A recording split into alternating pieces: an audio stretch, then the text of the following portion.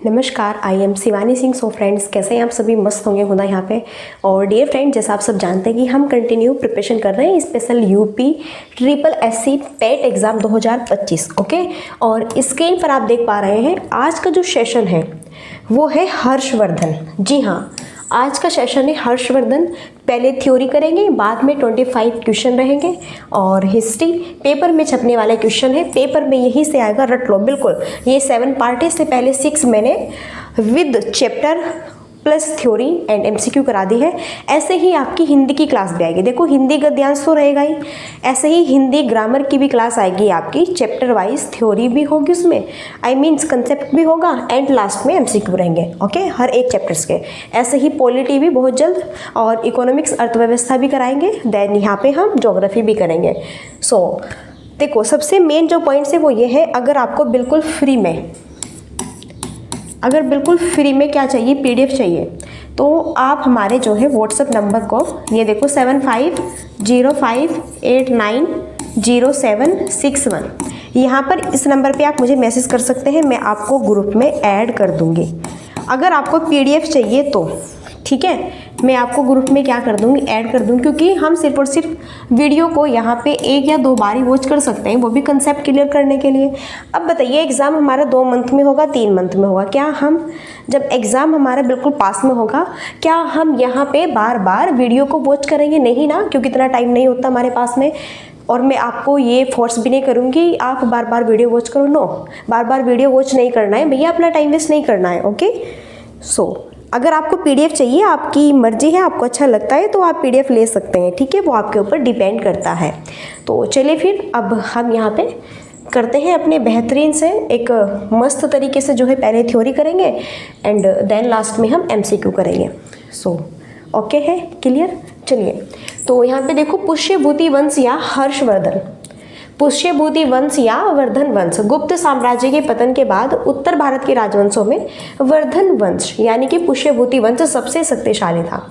देखो, पुष्यभूति वंश या फिर वर्धन वंश, यहीं से हर्षवर्धन का नाम निकलेगा। तो गुप्त जो साम्राज्य के पतन के बाद उत्तर भारत के राजवंशों में वर्धन वंश फिर सबसे यहाँ पे पावरफुल रहा। यहाँ पे पुष्यभूति जो वंश की स्थापना की अगर बात करें तो भैया, पुष्यभूति वंश की स्थापना किसने की थी? पुष्यभूति ने की थी। और इनकी राजधानी क्या थी? थानेश्वर थी। तो यहाँ से क्वेश्चन बन सकता है कि पुष्यभूति वंश की स्थापना किसने की थी? तो ये पुष्यभूति ने की थी, और पुष्यभूति ने की थी। और भैया, जो पुष्यभूति वंश है, इसकी राजधानी कहाँ पर थी? इसकी राजधानी थी थानेश्वर में। तो ये पॉइंट्स याद रखना। ओके, चलो आगे बढ़े। नेक्स्ट देखो, चलिए अब यहाँ पर बात करते हैं, जो पुष्यभूति वंश है, यहाँ पे सबसे पावरफुल शासक कौन था? अब बात आती है यहाँ पे हर्षवर्धन की। तो पुष्यभूति वंश का सबसे शक्तिशाली सबसे पावरफुल शासक यहाँ पे हर्षवर्धन था। अच्छा, हर्षवर्धन राज्यवर्धन की मृत्यु के बाद 606 ईस्वी में 16 वर्ष की अवस्था में थानेश्वर की गद्दी पर बैठा था। तो हर्षवर्धन राज्यवर्धन की मृत्यु के बाद 606 ईस्वी में, हर्षवर्धन 606 ईस्वी में जब यह 16 साल के थे हर्षवर्धन, तब यह यहाँ पे थानेश्वर की गद्दी पर बैठा था। थानेश्वर जो कि पुष्यभूति की राजधानी है। हर्ष को शीलादित्य के नाम से भी, ये जो हर्षवर्धन है, हर्षवर्धन का एक और नाम है, इनका नाम है शीलादित्य। तो हर्षवर्धन को शीलादित्य के नाम से भी जाना जाता था। ओके, ये सारे पॉइंट्स आपको याद रखने हैं। सारे पॉइंट्स बहुत इंपॉर्टेंट एंड बहुत क्लियर है। चलो आगे देखो, फिर बात करते हैं। देखो, ये जो हर्ष है ना, हर्षवर्धन की बात कर रहे हैं, ये शॉर्ट में लिखा हुआ है। तो हर्षवर्धन ने परम भट्टारक नरेश की उपाधि धारण की थी। हर्ष ने परम भट्टारक नरेश की क्या की थी? उपाधि। तो यहाँ से क्वेश्चन इस तरह से बनता है, परम भट्टारक नरेश की उपाधि किसने धारण की थी? तो ये की थी हर्षवर्धन ने। या फिर हर्षवर्धन ने किसकी उपाधि धारण की थी? तो परम भट्टारक नरेश की उपाधि धारण की थी। फिर बंगाल का शासक हर्ष का समकालीन था कौन? शशांक। यहाँ से क्वेश्चन बनते हैं, लास्ट में क्वेश्चन जब कराऊंगी तब आपको यहाँ पे सारी चीजें क्लियर हो जाएगी। तो बंगाल का शासक शशांक हर्ष का समकालीन था। हर्ष ने शशांक को पराजित करके कन्नौज पर अधिकार कर लिया था और फिर उसे अपनी राजधानी बनाया था। तो हर्ष ने किसे पराजित करा था? हर्ष ने शशांक को पराजित किया था। और फिर किस पर अधिकार किया था इन्होंने? कन्नौज पर अधिकार किया था हर्षवर्धन ने। और फिर उसे ही, कन्नौज को ही फिर अपनी राजधानी बनाया था हर्षवर्धन ने। ओके, पहले क्या थी इनकी राजधानी? तो हमने भी बताया ना आपको। ओके, फिर शशांक शैव धर्म का अनुयायी था, इसने बोधि वृक्ष या फिर बोध गया को कटवा दिया था। तो शशांक जो है ये शैव धर्म का अनुयायी था। तो यहाँ से क्वेश्चन बनता है शशांक किस धर्म का अनुयायी था? शैव धर्म का अनुयायी था। फिर इसने बोधि वृक्ष यानी कि बोध गया को कटवा दिया था। तो ये सारे पॉइंट्स आपको याद रखने हैं। ये पॉइंट्स है हर्ष ने किसकी उपाधि धारण की थी? बंगाल का शासक ओके कौन था? और ये हर्ष के समकालीन थे। फिर हर्ष ने किसे पराजित किया था और फिर किस पर अधिकार किया? कन्नौज पर। फिर हर्षवर्धन ने कन्नौज को ही अपनी राजधानी भी बनाया। फिर शशांक शैव धर्म का अनुयायी था और इसने बोधि वृक्ष यानी कि बोध गया को कटवा दिया था। चलिए आगे नेक्स्ट, हर्ष और पुलकेशिन द्वितीय के बीच नर्मदा नदी के तट पर युद्ध हुआ जिसने हर्ष की पराजय हुई। तो हर्ष और पुलकेशिन द्वितीय के बीच में किस नदी के तट पर युद्ध हुआ था? नर्मदा नदी के। और हर्षवर्धन और किसके बीच में नर्मदा नदी के तट पर युद्ध हुआ था? तो पुलकेशिन द्वितीय के बीच में युद्ध हुआ था, फिर जिसमें कि हर्षवर्धन की पराजय हुई थी। यहीं पे चीनी यात्री ह्वेनसांग हर्षवर्धन के शासनकाल में भारत आया था। यहीं पे चीनी यात्री ह्वेनसांग हर्षवर्धन के शासनकाल में भारत आया था। हर्षवर्धन चीनी यात्री ह्वेनसांग से मिलने के बाद बौद्ध धर्म की महायान शाखा को राज्यश्रेय प्रदान किया तथा वह पूर्ण बौद्ध बन गया। तो हर्षवर्धन जैसे ही चीनी यात्री हर्षवर्धन के दरबार में आते हैं तो ह्वेनसांग से ही मिलते हैं। इनसे मिलने के बाद में बौद्ध धर्म के प्रचार प्रसार के बारे में यह जानते हैं। फिर ये भी बौद्ध धर्म के ही अनुयायी यहाँ पे बन जाते हैं हर्षवर्धन। ओके, ये यहाँ पे पॉइंट्स कह रहे हैं। आगे देखो, बात कर रहे हैं यहाँ पे ह्वेनसांग को यात्रियों में राजकुमार, नीति का पंडित एवं वर्तमान शाक्य मुनि भी कहा जाता है। यह नालंदा विश्वविद्यालय में पढ़ने एवं बौद्ध ग्रंथ संग्रह करने के उद्देश्य से भारत आया था। तो जो चीनी यात्री ह्वेनसांग है ये भारत क्यों आया था? तो भैया भारत में जो नालंदा विश्वविद्यालय था बिहार में, यहाँ पर पढ़ने के लिए सबसे पहले, आज के टाइम में तो हम पढ़ने के लिए जाते हैं विदेशों में, पहले टाइम की अगर बात करें, पहले टाइम में हमारे भारत में ही बहुत बेस्ट शिक्षा थी, बहुत गजब की शिक्षा थी। ओके, सबसे बेस्ट यहाँ पे एक तक्षशिला विश्वविद्यालय, एक नालंदा पुराना था, यहाँ पे सबसे बेहतरीन, पूरे वर्ल्ड की सबसे बेहतरीन शिक्षा दी जाती थी भारत में। आज के समय में शिक्षा नाम जो है वो सिर्फ और सिर्फ बिकाऊ है यहाँ पे। ओके, सिर्फ और सिर्फ पैसा ही पैसा, बस वही विषय, शिक्षा के नाम पर भी वही विषय। फिर हर्षवर्धन के समय में प्रयाग में प्रति 5वें वर्ष एक समारोह आयोजित किया गया। ओके, जिसे फिर महामोक्ष परिषद कहा जाता था। यहीं पे ह्वेनसांग स्वयं 6ठे समारोह में सम्मिलित हुआ था। तो हर्षवर्धन के समय में प्रयाग में प्रति 5वें वर्ष एक समारोह आयोजित किया गया था, जिसे क्या कहा गया? महामोक्ष परिषद कहा जाता था। यहीं पे ह्वेनसांग स्वयं 6ठे समारोह में सम्मिलित हुआ था। ये सारे पॉइंट्स आपको याद रखने हैं, बहुत इंपॉर्टेंट सारे पॉइंट्स हैं। ठीक है, चलो आगे बात करते हैं। यहाँ पे हम बाणभट्ट हर्षवर्धन के दरबारी कवि थे। इन्होंने हर्षचरित एवं कादम्बरी की रचना की। तो बाणभट्ट किसके दरबारी कवि थे? बाणभट्ट हर्षवर्धन के दरबारी कवि थे। पॉइंट्स याद रखना है, बाणभट्ट हर्षवर्धन के क्या थे? दरबारी कवि थे। इन्होंने ही हर्षचरित एवं कादम्बरी की रचना की थी। ओके, किसने? बाणभट्ट ने। बाणभट्ट थानेश्वर के निवासी थे। प्रियदर्शिका, रत्नावली और नागानंद नामक 3 संस्कृत नाटक ग्रंथों की रचना हर्ष ने ही की थी। तो यहाँ से देखो, आपको ये इस तरह से क्वेश्चन बनता है, प्रियदर्शिका, रत्नावली और नागानंद 3 संस्कृत नामक ग्रंथों की रचना किसने की थी? ये की थी हर्षवर्धन ने। यहीं पे हर्षवर्धन संस्कृत का महान विद्वान और लेखक था। तो जो हर्षवर्धन ही संस्कृत का महान विद्वान थे और क्या थे? लेखक थे। यहीं पे हर्षवर्धन के समय मथुरा सूती वस्त्रों के निर्माण के लिए भी बहुत फेमस था। तो यहीं पे हर्षवर्धन के समय में मथुरा जो सूती वस्त्र है इसके निर्माण के लिए बहुत ज़्यादा क्या था? फेमस था। तो डियर फ्रेंड्स, सारे के सारे पॉइंट्स आपको याद रखने हैं। सारे पॉइंट्स बहुत क्लियर है एंड बहुत इंपॉर्टेंट पॉइंट्स हैं।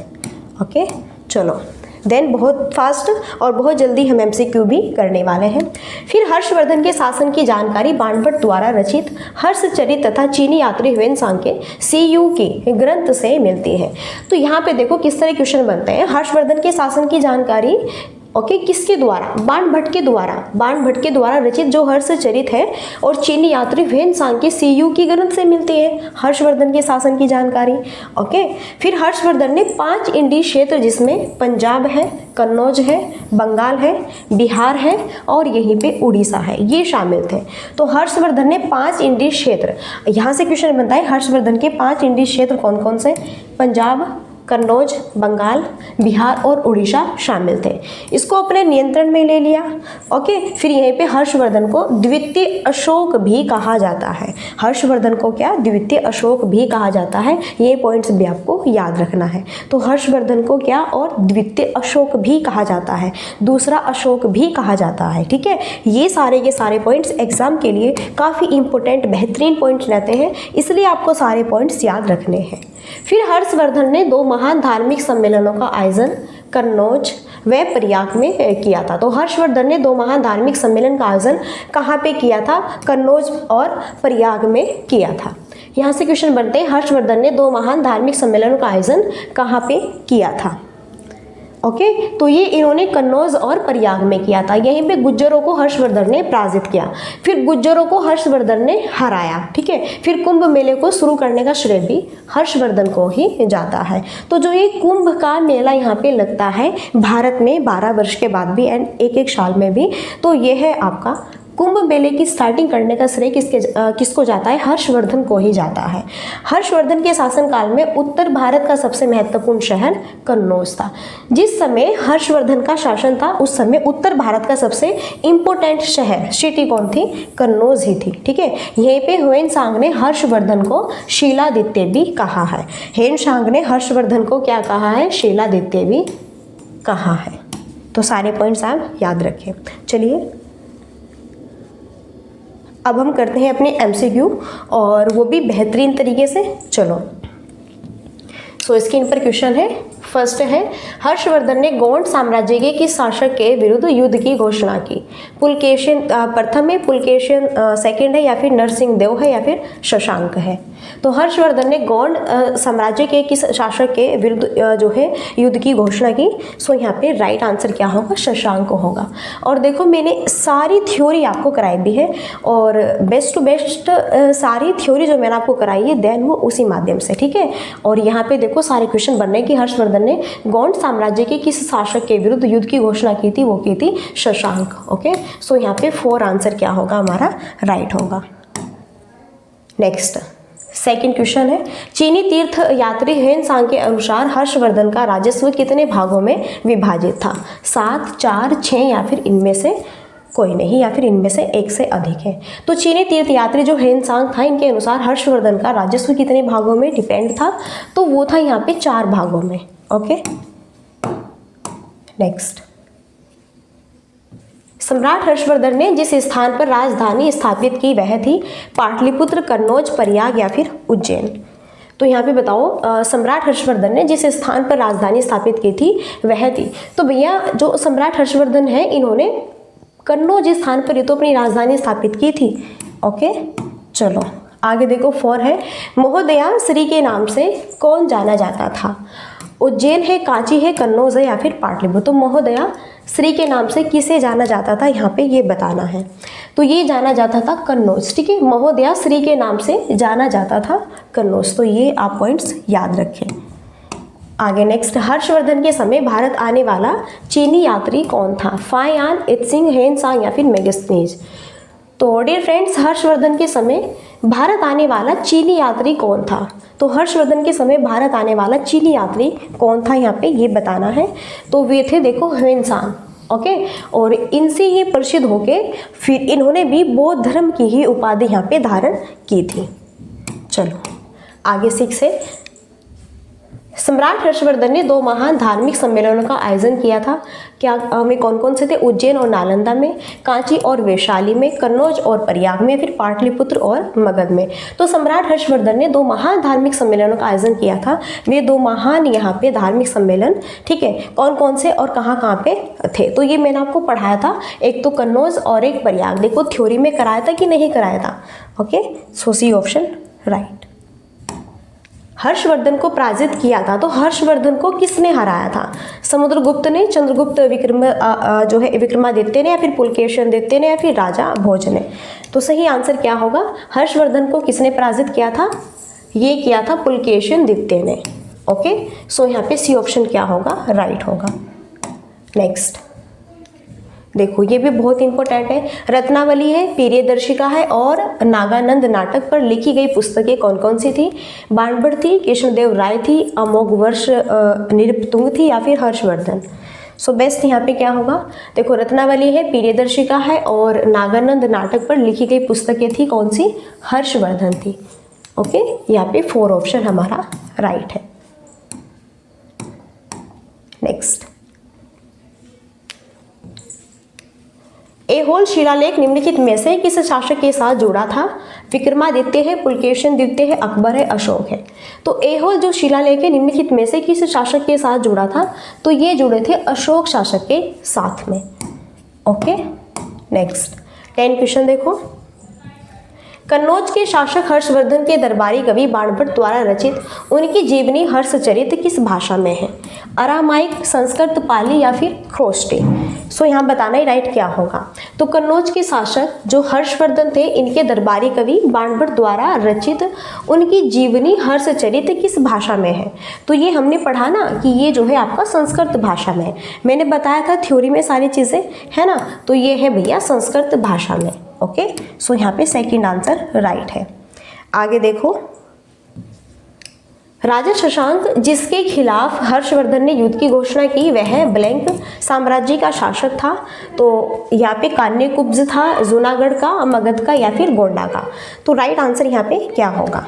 ठीक है, तो राजा शशांक जिसके खिलाफ हर्षवर्धन ने युद्ध की घोषणा की थी वह गोंडा साम्राज्य के शासक था। ठीक है, चलो नेक्स्ट देखो, स्क्रीन पर 12 क्वेश्चन है और ये भी बहुत इंपॉर्टेंट क्वेश्चन है। राजा हर्षवर्धन ने ब्लैंक में ज्ञान का एक विशाल केंद्र स्थापित किया जिसे भद्र विहार भी कहा जाता था और ये था काशी। कौन सा था? ये था काशी। ओके, याद रखो। आगे देखो, नेक्स्ट 13 क्वेश्चन है।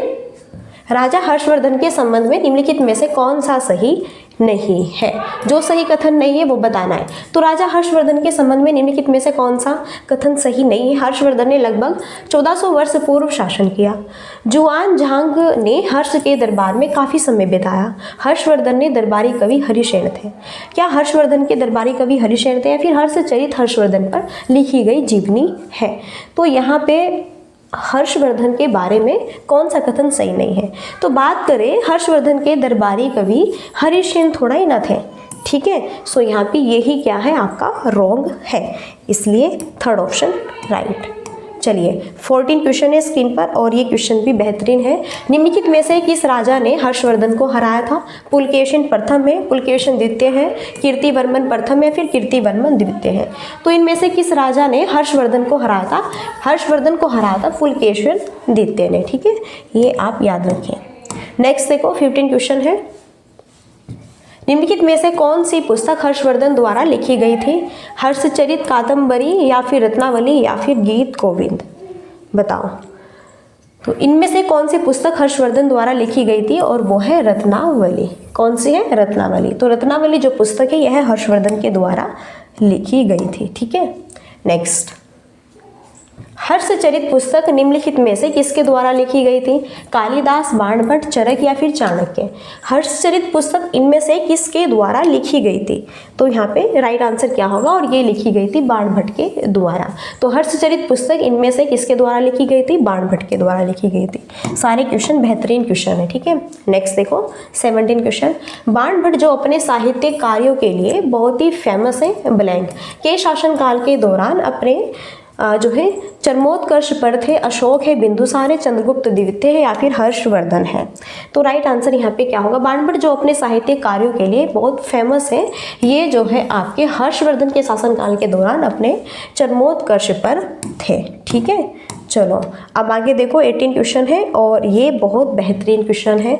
7वीं शताब्दी ईसा पूर्व में हर्षवर्धन के साम्राज्य की राजधानी ब्लैंक थी?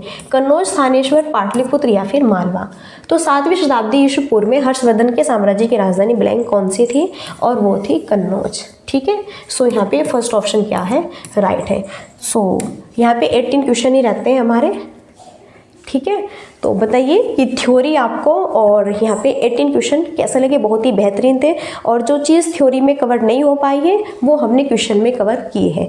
ओके, सो डियर फ्रेंड्स, यहाँ पे देखो यूपी ट्रिपल एससी पेट एग्जाम 2025 गुप्त वंश, ये थ्योरी आप देख सकते हैं। इसमें 25 क्वेश्चन है। गुप्त वंश हिस्ट्री में ही पेपर में बार बार पूछे गए यहाँ से क्वेश्चन है। ये पार्ट 6 है। बहुत ही बेहतरीन सेशन है। ये भी प्लेलिस्ट बनी हुई है, चेकआउट कीजिए। सारी प्लेलिस्ट में ही वीडियो मैंने इंक्लूड की है। प्लेलिस्ट को ऑन कीजिए और सारी वीडियो को आप वॉच कर सकते हैं।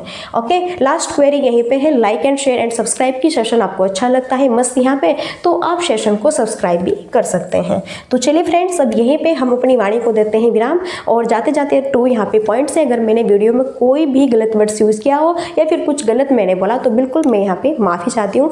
तो डियर फ्रेंड्स, अब यहीं पे हम मिलते हैं नेक्स्ट सेशन में और तब तक के लिए so thanks for watching. Keep study and bye bye, take care. जय हिंद, जय भारत, नमस्कार।